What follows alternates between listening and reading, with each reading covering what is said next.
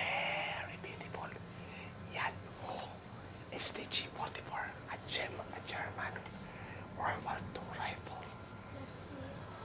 Very beautiful one. So nice.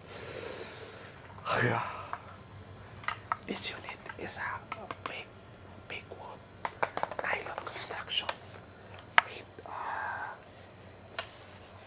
this is safe.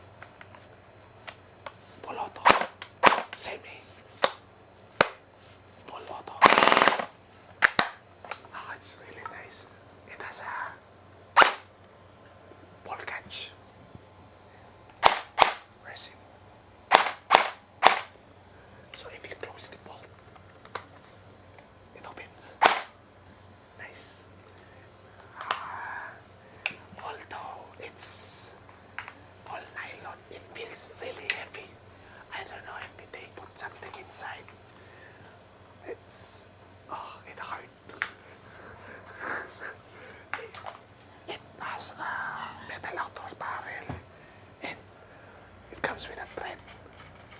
So if you want to put something on it, you can. Even though the old STG ones doesn't have that one. So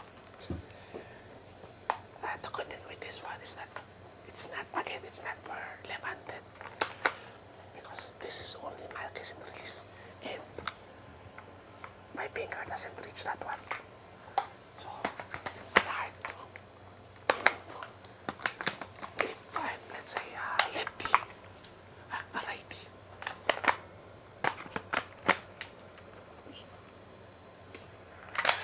It's not meant for lefties.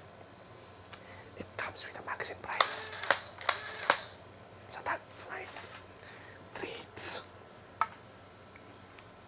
There's no treats. I actually don't know if the real one has treats. Maybe saying it's a German army or something. I don't know. Features.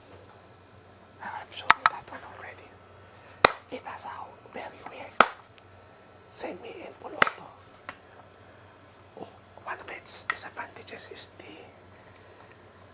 very limited battery space here at the back.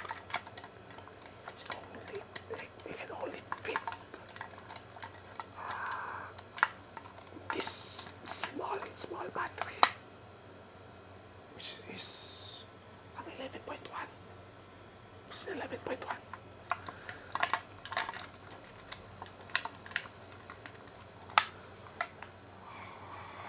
Where is the mounting point? I think it's possible to modify this one so you can put a bigger battery. Could be. Metal gears. Nylon gearbox. Weight is... Wow. 2.4 kilograms. So if you're going to use it in a game, you might get tired. I'm used to heavy guns, but this is heavy for a gel blaster. But again, this is for reenactors. PP capacity.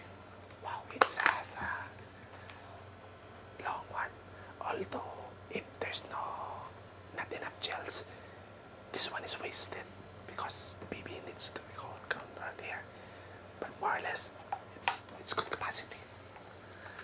This one comes with one magazine only, so a disadvantage. But if you want it all for collection, it's fine.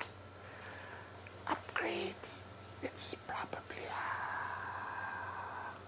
modified gearbox, so your upgrade options will be limited.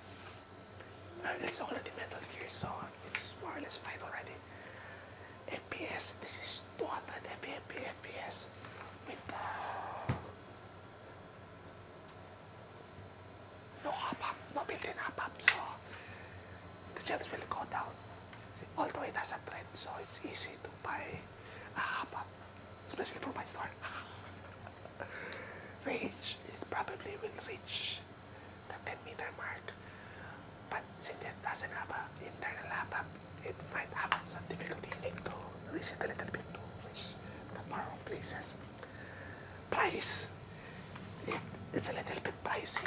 It's 7,500 here in Hydro Plus or MNL. But then again, this is a collector's piece. And right now, there's only 4 pieces, including this one. So, if you want to collect this one, use your chance. Because this will not last long. Anyhow, that's more or less it. If you have any comments, suggestions, parent reactions, do not hesitate to put it down in the comment section down below. And I'll answer it as soon as possible. Kasi muli,